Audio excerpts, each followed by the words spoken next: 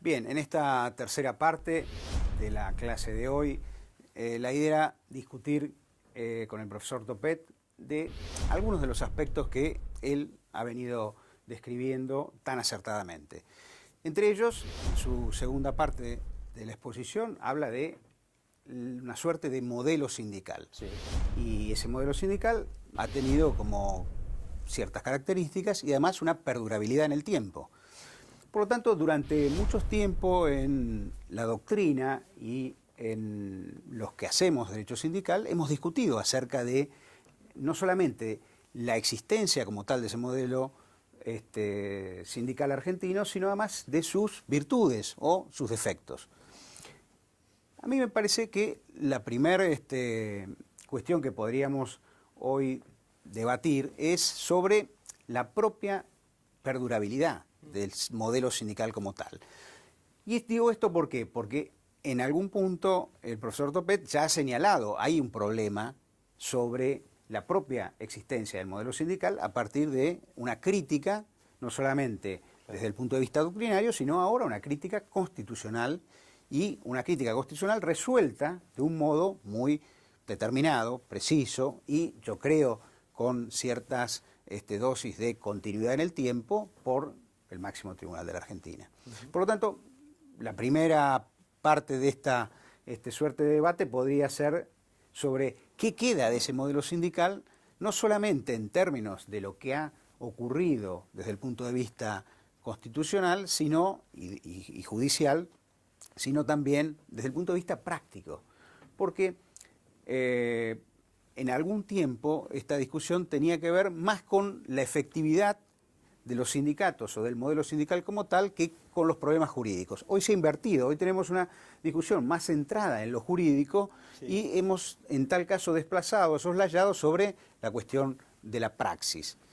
Por lo tanto, la primera pregunta sería, ¿qué queda del modelo sindical?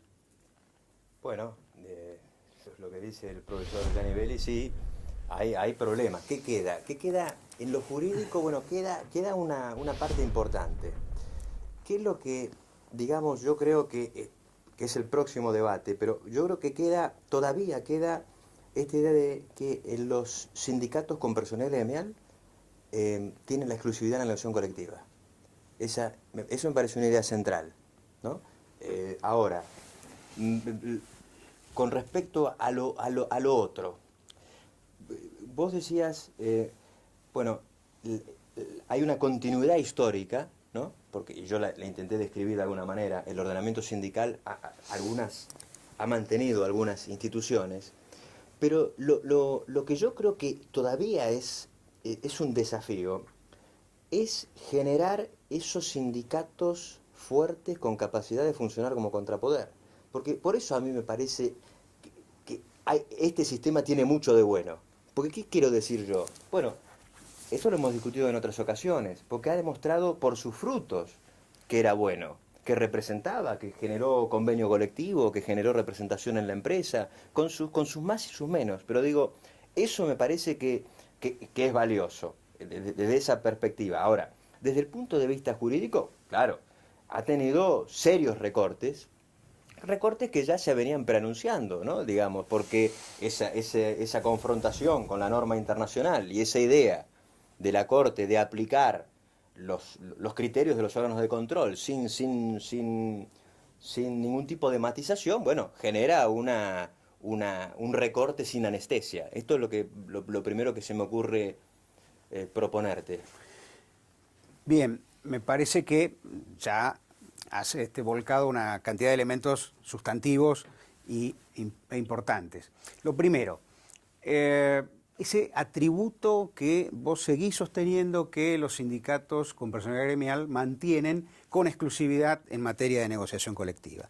Sí. Yo me permito cierta matización, en tanto entiendo que para la OIT esa prioridad o preferencia del sindicato más representativo no agota la posibilidad de incorporar otros sujetos en la negociación colectiva. Esto se ve muy claramente en la negociación colectiva del sector público, que por las características que ha adoptado nuestro régimen tiene una pluralidad sindical, pero ahí se ha construido un sistema de mayor representación con participación de más sujetos que uno. Y digo esto porque esto es lo que siempre nos lleva a la discusión sobre la denominada fortaleza del sindicato, Sí. ¿no? Un tema del cual hemos también debatido en otras oportunidades, sobre cómo se adquiere esa fortaleza del sindicato. En una versión de un modelo sindical intervenido legalmente, esa fortaleza viene dada por el propio Estado, que dice, este es el sujeto que caracterizadamente nosotros reconocemos como tal y le damos estos atributos, ventajas, prioridades, privilegios. Pero cuando esa fortaleza, comillas, no viene dada por la regulación estatal, ¿cómo se adquiere? ¿Qué otros elementos contribuyen a esa mayor capacidad de representación y de ejercicio de contrapoder, como bien señalaba Pablo? Por lo tanto, primero, me parece que no deberíamos cerrar la idea de que solamente tiene negociación colectiva el sindicato más representativo. Deberíamos pensar en abrir, como abrió la doctrina de la Corte, en función de la norma internacional, mayores facultades de representación a otros sindicatos. Y digo esto ¿por qué? Porque hoy el mundo sindical argentino se está desenvolviendo fundamentalmente en función de la acción colectiva y del conflicto. Es decir, hoy reconocemos que ya no es tanto la presencia de tal o cual sindicato, sino lo que vemos es tal conflicto o cual conflicto. Y esos conflictos a veces se expresan por fuera del propio sistema, se expresan por fuera del sindicato con personalidad gremial o en tensión o coexistiendo. Por lo tanto, me parece que una posibilidad es empezar a registrar los datos de la acción colectiva como tal, porque finalmente en nuestro sistema de solución de los conflictos colectivos a través de la Ley 14.786, tiene que venir un sujeto a buscar una solución del conflicto. Y ese sujeto que interviene no puede ser solamente el sindicato con personalidad gremial o el sindicato más representativo cuando el conflicto se está expresando por los márgenes, por fuera o por otro sindicato. Por lo tanto, la necesidad de complementar la noción de conflicto con la negociación me lleva a pensar de que una de las vías de desarrollo de esta suerte de reconstrucción que debiera tener el modelo sindical, si convenimos que alguna fórmula de reconstrucción debería tener, por lo menos si queremos ya no hablar de modelo, sino de un sistema con cierta capacidad de administrar las situaciones de conflicto y de representación, debiera incorporar a más de un sujeto. Pero esto es solamente una primera respuesta a partir de tu primera intervención sobre esa continuidad de monopolio, en este caso, de la representación en la negociación colectiva. Sí, sí. Bueno, con Guillermo este es un tema que en otras ocasiones hemos también tenido alguna controversia. Yo me resisto a creer que uno tiene que convalidar esa expresión de conflicto diversificada. Digo, bueno, obviamente uno tampoco puede negarla, pero yo creo que no es bueno convalidarla porque precisamente por esta idea de que el contrapoder tiene que ser unificado. Entonces yo digo, convalido expresiones variopintas del conflicto, de alguna manera, al final termino con un sujeto desprotegido. Eso con respecto al final de tu intervención. Ahora, si bien es cierto que yo estoy convencido de esto, también tengo que decir que esas expresiones anárquicas de conflicto alguna razón deben tener. Yo intuyo, y esto es algo que no lo invento yo, pero sí lo traigo, que hay un problema de legitimidad al interior de muchos sindicatos, legitimidad por un déficit democrático.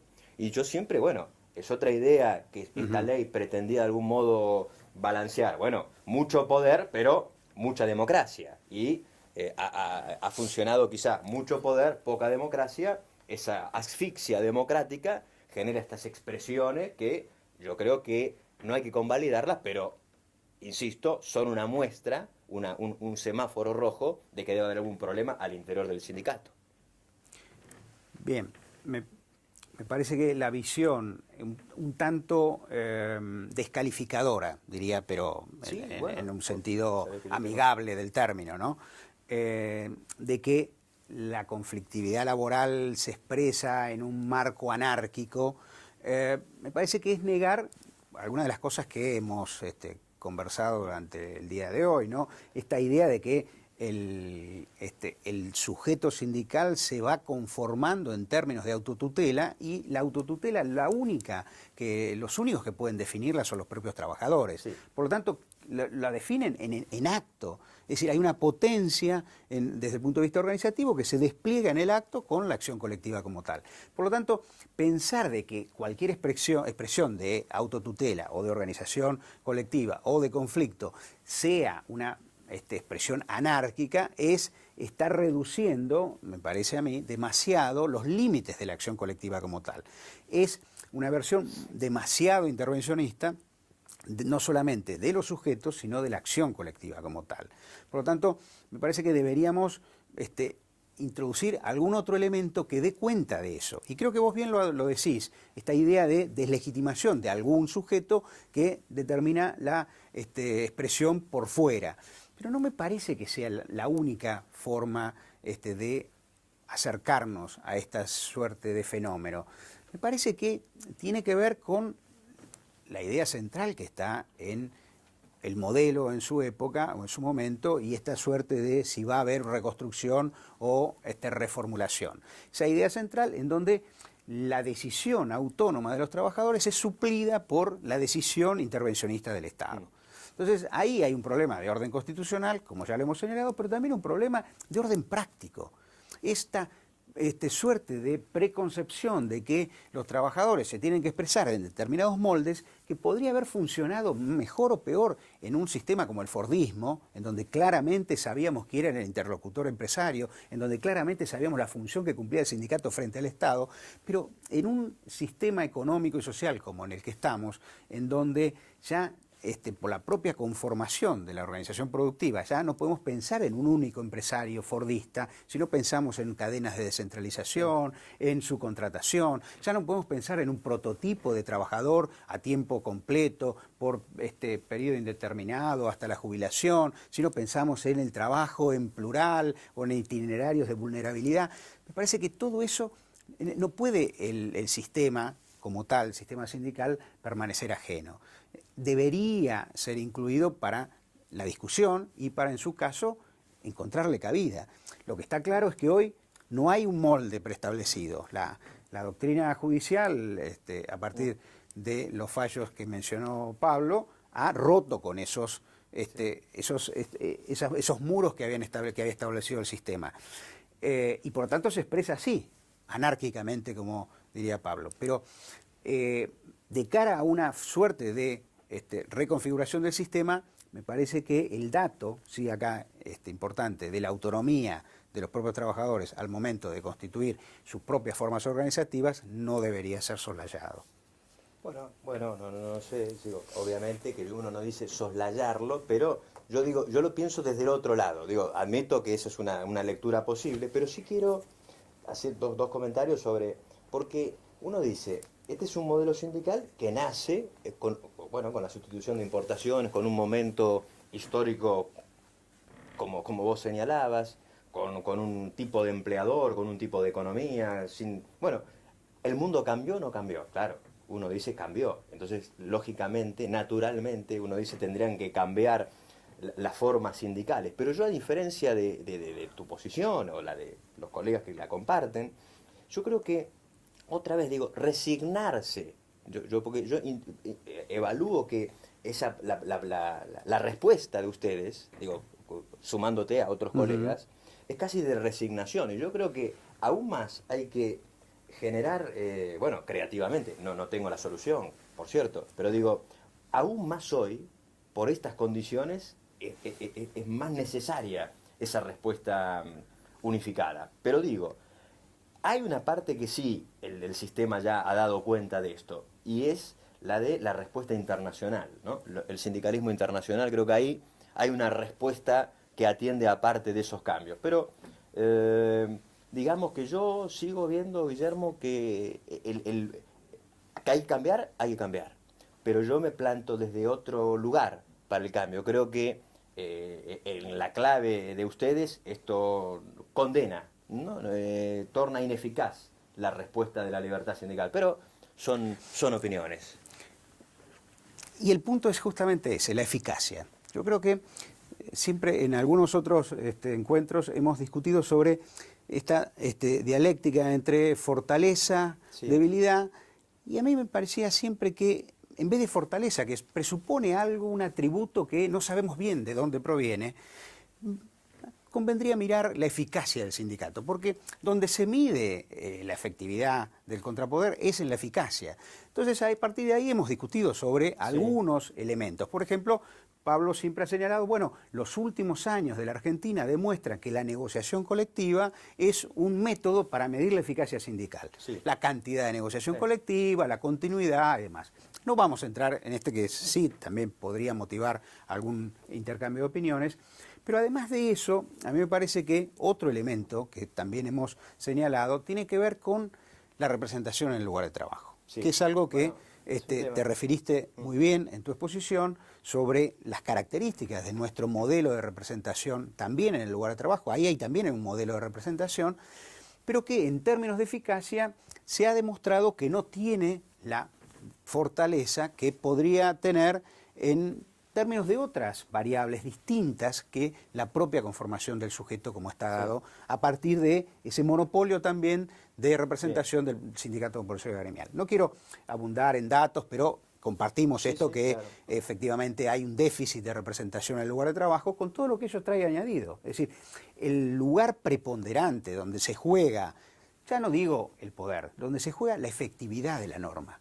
La efectividad de la norma heterónoma provista por la ley o provista por la autonomía colectiva, es el lugar de trabajo. Y el verdadero contrapoder en cuanto a al control y la exigibilidad de la norma pasa por el lugar de trabajo. Entonces, ahí hay también un elemento que ya no desde la fortaleza, sino desde la eficacia, me parece que deberíamos incorporar en la discusión también de cara a una reformulación de algún sistema. Sí, Guillermo, pero sobre ese tema, y también en otras ocasiones hemos tenido visiones contrastantes, obviamente, lo que plantea Guillermo es, bueno, en los lugares de trabajo donde podría haber representación, no la hay. O sea, hay muchos lugares que podrían tener representación y no lo hay. Y eso es una muestra de debilidad sindical. Bueno, yo digo sí, una parte, pero también es una muestra de antisindicalidad empresarial. Digo, no la adjudico toda a un déficit democrático del sindicato. Digo, bueno, yo reparto las cargas, pero concedo, digo, me parece que naturalmente hay un problema. Eso es natural, pero ¿no? La estructura productiva argentina hay muchos... Pero, digamos, no quiero eludir, digo, sí, ahí hay un problema, y debe haber mucho de déficit democrático, pero también hay un problema de represalia y una actitud antisindical de una parte de los empleadores, ¿no? No todos, esto es claro.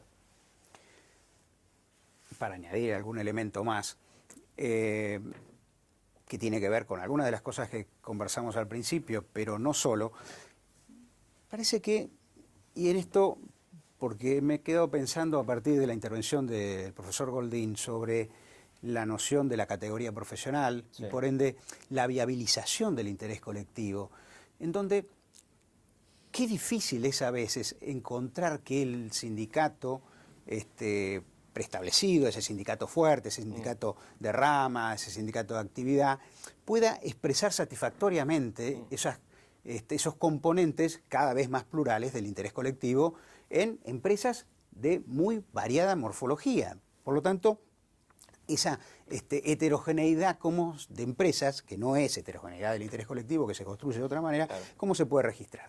Entonces ahí nuestro sistema, nuestro modelo, ha dado una respuesta anticipatoria, es decir, el sindicato con personal gremial es el que tiene el atributo de conformar y representar ese interés colectivo. Y hay muy pocas válvulas de contralor o de medición o de contrastación de esa decisión inicial. ¿En dónde? En el momento de que la representación se constituye en norma colectiva. Es decir, la representación sindical como tal negocia y suscribe un convenio colectivo. Ahí me parece que, porque hablaste mucho de democracia, y a mí me parece que es un dato también central de nuestro modelo, al cual en algún momento también hay que hacerse cargo. Pero esa democracia interna, esos mecanismos o reglas que habría que modificar, que habría que tratar de algún modo, no me interesa tanto, sino como de qué manera poder validar democráticamente los resultados de la propia expresión de la autonomía colectiva.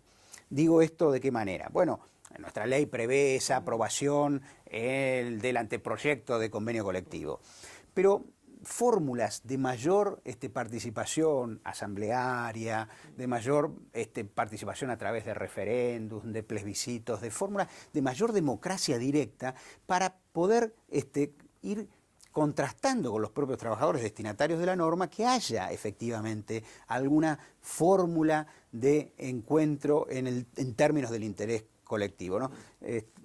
Juni lo explica muy bien, creo que el profesor Goldín ha hecho referencia a ello. La categoría finalmente es una expresión contingente, es el punto de llegada, es la norma. Por lo tanto, sí, en la norma se juega mucho. Y si la norma es solamente resultado de una decisión que el Estado tomó hace 80 años, me parece que hay una ruptura, sobre todo, no digo en todas las actividades, no digo en todos los sitios, pero hay una ruptura en muchos, en mucho del sistema y en mucho de las expresiones de trabajo, en los lugares de trabajo.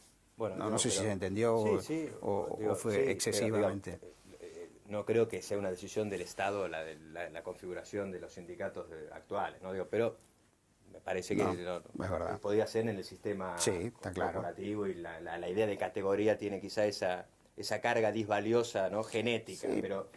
Pero sobre donde sí quiero también tener una posición diferente, con el tema de la democracia sindical y las formas participativas y la contrastación de los resultados. Porque yo, en las clases y con los alumnos y todo, siempre hablo de esta cuestión. Y aunque lo que voy a decir es políticamente hasta incorrecto, no sé, porque supongo que a nadie le puede caer muy bien, pero yo creo que es absolutamente inviable el cumplimiento de esa norma de la ley sindical que dice que hay que, no se sabe bien si hay que mostrar el proyecto, el anteproyecto o el resultado de lo que uno... Peor aún, es impracticable. Digamos, esto es lo que digo, Guillermo, porque ¿cómo se haría? Digo, uno no se puede poner de acuerdo en un lugar donde hay 6 personas y quieren tomar alguna decisión común. Imagínate en sindicatos con 20.000, 30.000, 40.000. Ahí no quiero, no quiero conceder eso que quizá desde la definición o de principio uno puede decir